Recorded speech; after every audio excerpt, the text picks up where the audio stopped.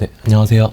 네, 저는 박상보라고 하고요. 저는 일단 특허법을 가르치는 강사입니다. 제가 작년부터 강의를 시작해서 올해 2년차 강의하고 있는데 일단 저는 오늘 특허법을 좀 중심적으로 해서 설명을 좀 드릴 거예요. 근데 이제 지금 벨리에서 2차 전반적인 과정이 많이 궁금하실 텐데 그거는 이 시간 끝나고 질문을 저한테 주시면 제가 성실히 답변해 드리겠습니다. 그래서 일단은 첫 번째로는 뭐 제 소개 좀 드리고 두 번째로는 이제 답안지 틀인데 이거 같은 경우에는 이제 지금까지는 1차 공부를 하셨잖아요. 근데 1차와 2차의 차이점은 이제 객관식이나 서술형이나 그 차이인데 2차에서는 답안지를 어떻게 써야 되는지 간단히 보여드리고 그 다음에 그 실제로 기출이 어떻게 되는지를 먼저 알아야 될 거 아니에요. 그래서 저는 일단은 특허법 2차 문제가 이렇게 출제됩니다 라는 걸 먼저 보여드릴게요. 보여드리고 이거에 따라서 2차 시험은 어떻게 공부를 해야 되는지 쭉 설명을 드리도록 하겠습니다. 일단은 저는 이렇고요. 저는 지금 2년차 특허법 강의를 하고 있습니다. 그래서 뭐 이거는 참고해 주시면 되고요. 그 다음에 뭐 답안지 형식인데 이건 사실 제가 앞에 실은 이유는 사실 여러분들은 1차 때는 이 판례 있죠, 판례 이 부분만 공부를 하셨잖아요. 근데 이제 2차 시험 들어와서는 거의 여기서 벗어나지 않는데 이렇게 답안지를 써야 돼요. 1번, 2번, 3번, 4번, 5번 이렇게 있는데 6번까지 1번 같은 경우에는 여러분들이 내가 이렇게 논점을 이렇게 서술을 하겠다라는 거를 적어준 목차인데 1번은 이렇게 되고 2번 같은 경우에는 여러분들이 이제 조문을 암기를 하셨잖아요. 근데 2차는 이 조문의 의의를 알아야 돼요. 의의를 알아야 되고 이것도 2차 들어와서 새롭게 여러분들이 암기를 하셔야 되는 부분입니다. 학설 같은 경우에도 이제 암기를 하셔야 돼요. 이제 1차 때는 학설을 암기를 안 하셨잖아요. 근데 2차 때는 이제 학설을 본격적으로 암기를 시작하셔야 돼요. 사실 학설 관련해서는 이제 민사소송법 같은 경우에는 학설이 진짜 많거든요. 거의 모든 쟁점에 학설이 있는데 특허법은 딱 정해진 쟁점이 있어요. 학설 써야 되는. 이제 그것만 써주시면 되고 판례는 여러분들이 1차 때 하신 거 그대로 적어주시면 됩니다. 그리고 5번은 검토 뭐 이런 게 있는데 이거는 뭐 나중에 여러분들이 기초 GS에서 답안지를 어떻게 쓰는지 처음 배울 텐데 그때 가서 자세히 하면 되고요. 일단은 기출을 한번 볼게요. 이제 특허법이 어떻게 출제되냐면 이렇게 출제돼요.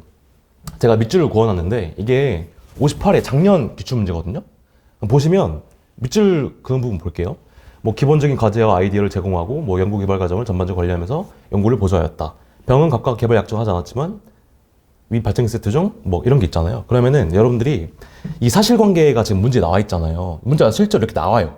그러면은 딱 이 사실관계를 보고 머릿속에 판례가 떠올라야 돼요. 아, 이 문제는 이 쟁점을 나타내구나 라는 거예요. 그러니까 여러분들이 2차 시험과 1차 시험의 가장 큰 차이점은 논점을 추출할 수 있냐 없냐예요.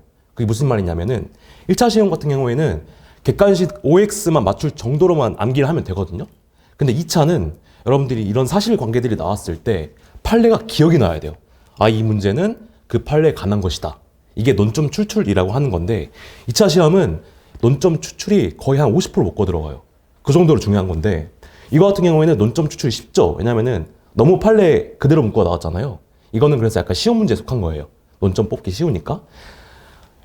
그리고 이제 59에 보면은 그러면은 이번에는 논점 추출이 어려운 문제를 한번 봐볼게요.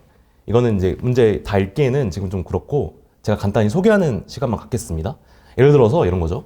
뭐 선행발명 1에는 뭐 이런 게 있고 선행발명 2에는 뭐 이런 연구 결과가 있다라는 문제가 있어요. 그러면은 제가 여기서 문제 뭐 자세하게 설명하기는 좀 그렇고 2번 바로 설문 2번 보면은 발명 X가 위장병 치료 용도를 특허받기 위한 진보성 판단 기준을 설명하고 뭐 선행발명에서 임상시험 등에 의한 치료 효과가 확인될 것이 필요한지 설명하시오 라는 문제가 있어요. 그러면은 여러분들이 설문 2번에서 진보성을 판단하라고 했잖아요.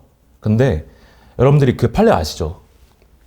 선행발명을 결합하면은 당해 특허 발명에 이를 수 있다는 암시나 동기 등이 선행발명에 나타나 그 결합발명 진보성 판단 방법 있잖아요. 그게 이 사실관계로부터 떠올라야 돼요. 왜냐하면은 선행발명 1, 선행발명 2가 있잖아요. 그러면 그 결합에 관한 판례가 딱 떠올라야 돼요. 근데 사실관계가 이렇게 나와 있는데 그 결합에 관한 판례가 안 떠오를 수 있거든요. 이게 1차와 2차의 가장 큰 차이점이에요.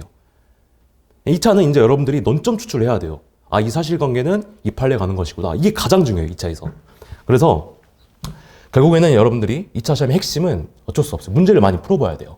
물론 판례를 암기하는 것도 중요한데 그것보다 중요한 것이 2차 시험은 논점 추출을 많이 해봐야 된다. 그러니까 문제를 많이 풀어보셔야 된다라는 거를 말씀드리고 싶어요. 그래서 약간 마인드를 좀 많이 바꾸셔야 돼, 2차는. 그래서 이거는 기출문제가 이렇고요. 그래서 논점 추출 제가 이제 간단하게 적어놨는데 2차 시험의 핵심은 논점 추출이에요. 문제에서 주어진 사실관계를 보고 관련 조문 학설 판례가 단번에 생각나야 돼요. 이게 가장 중요하고 이제 서술인데 이제 여러분들이 백지에 판례를 여러분들이 이제 기재를 해야 되잖아요. 그러면은 1차 때랑 2차 때랑 그 암기하는 시간이 좀 많이 차이가 나요. 1차 같은 경우에는 방금 말씀드렸다시피 OX만 할 정도로만 암기를 하면 되는데 2차는 내가 백지에 그냥 막힘없이 쓸 수 있을 정도로 암기가 돼야 돼요. 그래서 사실 똑같은 문구를 암기하는데도 시간이 한 3배 정도 더 들거든요. 왜냐면은 진짜 쓸 정도까지 암기해야 되니까. 그래서 서술을 해야 되고 이제 3번은 명확한 답, 묻는 바에 대한 답만 명확하게 쓸 것. 이 세 가지가 2차 시험에서 가장 큰 1차 시험과 다른 점이라고 생각을 합니다. 되게 간단히 적어놨는데 이게 가장 중요합니다. 그리고 뭐 이거는 기출 분석인데 이거는 뭐 그냥 넘어갈게요. 기출 분석 이렇게 됐는데 네.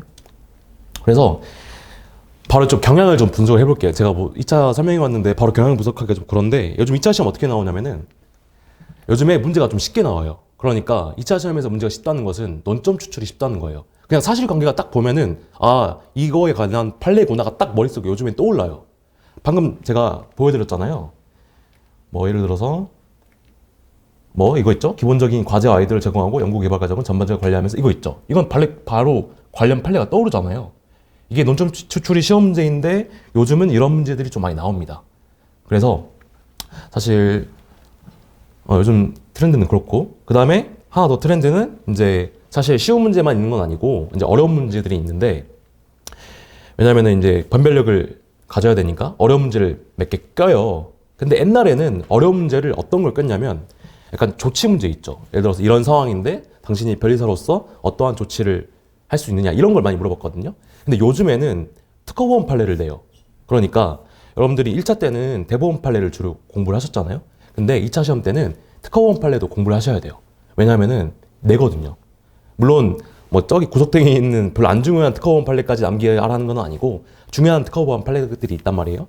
그런 것까지 암기를 좀 해주셔야 되고 그래서 다시 돌아와 보면은 이겁니다. 자, 특허법 문제는 논점 추출이 쉬운 문제와 어려운 문제로 구성이 되는데 기존에는 어려운 문제를 뭐 조치 문제, 완전 생소한 쟁점 예를 들어서 막 그 표준 특허, 표준 기술, 뭐 프렌드 이런 게 한번 나온 적이 있었는데 그거 진짜 완전 생소한 쟁점이거든요. 뭐 그런 식으로 어려운 문제를 구성했다면 요즘에는 비교적 시험 문제들이 비중이 늘었고 특허보험 판례로 어려운 문제를 구성합니다. 사실 난이도가 좀 낮아졌어요. 근데 이게 난이도를 예측하면 안 되는 게 사실 문제가 어떻게 나올지 모르잖아요. 이번에 1차 시험도 어려웠잖아요. 기존에는 쭉 좀 쉽게 나오다가 올해 딱 갑자기 어렵게 나왔잖아요. 이렇게 난이도를 예측하는 건 사실 의미가 없을 수 있는데 아무튼 이런 경향이 있다라는 걸 알아두시면 되고 그래서 되게 간단해요. 2차 시험은 진짜 많은 문제를 풀어보고 많이 써봐야 돼요. 이것밖에 답이 없어요. 그래서 예를 들어는 이제 주중에는 이제 판례를 암기를 하시고 왜냐면은 제가 이제 전반적인 공부 과정은 제가 지금 설명 안 하는데 여러분들이 지금 동차 지금 준비를 하실 분들인데 사실 민사소송법 하는데 시간이 거의 다 뺏겨요. 진짜 한 70~80%는 민사소송법을 해야 돼요. 왜냐면은 양이 워낙 방대하고 그다음에 내용도 어렵기 때문에 민사소송법에 많이 투자를 하셔야 되는데 그러면 나머지를 이제 특허 상표를 좀 짧게 가져가야 되는데 그런 관점에서 봤을 때는 주중에는 그냥 특허법 뭐 기본서 하나 잡고 판례를 암기를 하시고 이제 주말에 이런 GS나 스터디를 구성을 해서 많이 써보는 연습을 하셔야 돼요. 이게 가장 중요합니다. 그래서 내용 암기를 주로 하고 주말에는 GS, 스터디 등으로 문제 푸는 연습. GS라고 하면은 뭐 그룹 스터디 약자인데 실제로 시험장에 와서 여러분들이 문제를 써보는 겁니다. 저희가 네 문제가 나오거든요. 2차 시험은 각 과목별로 네 문제가 나오는데 그 네 문제를 여러분들이 그 현장에 와서 직접 쓰는 게 GS라고 하는 거예요. 이렇게 GS나 스터디 등으로 문제를 많이 풀어보셔야 돼요. 왜냐면은 2차 시험의 핵심은 논점 추출이거든요. 논점 추출이 돼야지 뭐라도 쓰는데 논점 추출이 안 되면 아예 그냥 꽝이거든요. 논점 추출을 그러면 어떻게 잘하냐? 문제를 많이 풀어봐야 됩니다. 그리고 사실 이거는 좀 나중에 설명을 드릴게요. 2번은 아무리 모르는 문제가 나와도 당황하지 않고 최대한 논리적 수술하게. 그 다음에 보시면 이게 사실 저희가 비례사 시험이 한 53회까지인가? 그때는 교수님들이 채점을 하고 채점평을 남겨줬어요. 지금은 안 남기는데 그러면은 교수님들이 그때 어떤 채점평을 남겼는지 한번 쭉 볼게요. 이제 그래야 이제 방향성이 생길 것 같아서 이거 다 교수님 채점평인데 자, 키워드만 좀 읽어보면 논리적으로 일관성 그리고 결론도 중요하지만 그렇지 않더라도 그러한 해결에 이르기까지 논리적인 흐름. 왜냐하면은 사실 교수님들이 약간 논리적인 일관성을 되게 중요시해요. 그래서 이거는 물론 답을 아는 것도 중요하지만 물론 공부하는 입장에서는 이제 답을 공부를 하는 거잖아요. 근데 그것도 중요하지만 논리적으로 쓰는 연습을 좀 하셔야 돼요. 그런 의미에서 문제를 많이 풀어보고 많이 써봐야 된다는 게 다 여기서 나온 거거든요. 그래서 이거는 여러분들이 그 1차 때처럼 판례만 암기한다고 해서 될 문제가 절대 아닙니다. 그래서 진짜 많이 써보셔야 돼요. 예를 들어서 저는 일주일에 물론 주중에는 이제 민사소송법 하고 그다음에 특허 상표는 판례를 잠시 암기한 정도로 하면은 하루가 끝났고 이제 주말에는 이제 GS라고 하죠. 방금 제가 설명드렸듯이 GS를 하루에 3개를 썼어요. 한 3세트를. 그럼 진짜 힘들거든요. 이게 아침 9시부터 시작해서 7시까지 계속 써야 돼요. 밥만 먹는 시간 제외하면은. 그 정도로 쓰는 거에 되게 제가 좀 중심을 뒀었고 그래서 이제 제가 빨리 좀 붙었던 케이스인데 아무튼 정리를 하자면은 여러분들 많이 써봐야 된다. 그래야 논리적인 쓰는 방법도 익힐 수도 있고 논점 추출을 하는 연습도 할 수 있다 라는 말씀을 좀 드리고 이것도 보면은 뭐 정답에 이르는 법 논리를 좀 더 치밀하게 구성하지 못한 면이 있습니다. 결론도 중요하지만 결론에 이르는 논리 전개. 교수님들이 이게 다르신 분이 남기신 채점평인데도 되게 단어들이 다 비슷비슷하죠. 결론, 논리, 전개를 되게 중시합니다. 교수님들이. 또 보면은 학설이나 판례 입장이 아직 명확하게 정리되지 않은 경우 뭐 어떤 입장을 취하는 것이 중요한 것이 아니라 이게 달리 말하면은 답이 틀려도 주장이 넣은 거를 제대로 정리하여 기술하는 것이 오히려 관건일 수 있다. 그렇죠? 교수님들이 채점평입니다, 이거. 그래서 쭉 읽어보시면 되고 그 다음에는 이게 사실 여러분들이 아무리 공부를 열심히 해도 시험장에서는 모르는 문제가 나올 수가 있거든요. 진짜 아무리 공부를 열심히 해도. 왜냐면은 이제 변별력을 줘야 되니까. 물론 요즘에는 좀 쉽게 나온다고 해도 앞으로도 어떻게 될 수도 없고 그다음에 어려운 문제를 꼭 한 문제씩 내요. 근데 그 자세를 좀 바꿔야 돼요. 왜냐면은 모르는 문제가 나왔다고 해서 아예 놔버리면 안 돼요. 뭐라도 쓰셔야 돼요. 왜냐면은 읽어볼게요. 변리사 시험의 당락은 예상의 문제에 임하는 기본 태도에 의해 결정된다는 점. 이게 뭐냐면 물론 여러분들 공부하는 입장에서는 절대 모르는 게 없을 정도로까지 공부를 하는 게 맞는데 시험장에서는 모르는 문제가 나올 수가 있단 말이에요. 근데 그거는 그냥 내가 아는 거를 위주로 해서 어떻게든 써내려 가셔야 돼요. 근데 그러면 이거는 어떻게 연습을 하느냐? 이것도 어쩔 수 없어요. 문제 많이 풀어보셔야 돼요. 진짜 많이 문제 풀어보셔야 돼요. 그러면은 내가 아무리 모르는 문제가 나와도 어느 정도는 쓸 수 있을 정도로 되거든요. 그렇죠? 그래서 제가 아까부터 계속 반복하죠. 많이 써보는 게 중요하다고. 네, 이거는 뭐 제 그건데. 그래서 일단 제 뭐 특허법 공부 방법은 여기까지가 되는데 간략하게 제가 그것 좀 설명드릴게요. 지금 여러분들 3월이잖아요. 이제 곧 3월이잖아요. 3월에는 이제 기초 GS라는 거를 여러분들이 수강을 하시게 될 거예요. 기초 GS 같은 경우에는 이제 원래 변리사 시험 문제가 과목별 4문제인데 기초 GS는 2문제입니다. 2문제인데 그거 같은 경우에는 이제 답안지 쓰는 연습을 본격적으로 연습을 하시게 될 거예요. 기초 GS에서. 그러면 기초 GS에서 답안지는 이렇게 쓰는 거구나를 감을 잡으시면 되고요. 3월에는 그렇게 진행이 되고 보통 4월에 실전 GS를 많이 엽니다. 실전 GS라고 하면은 실제로 이제 시험 4문제 그렇게 푸는 건데 저는 이제 기초 GS는 이제 3월에 안 열고요. 저는 바로 실전을 열거든요. 저는 이제 뭐 간단하게 제 커리를 좀 설명드리자면 3월, 4월에 실전 GS A형을 열고 5월, 6월에 실전 GS B형을 엽니다. 이제 A형과 B형의 차이는 그냥 문제가 다른 거예요. 이게 A형 하나만으로 모든 쟁점을 아우르기가 좀 그래서 하나 더 구성한 건데 이건 뭐 참고해 주시면 되고요. 일단은 여기까지 공부 방법을 제가 설명을 드렸고 혹시 뭐 질문 사항이나 그런 거 있으면은 제가 받도록 하겠습니다.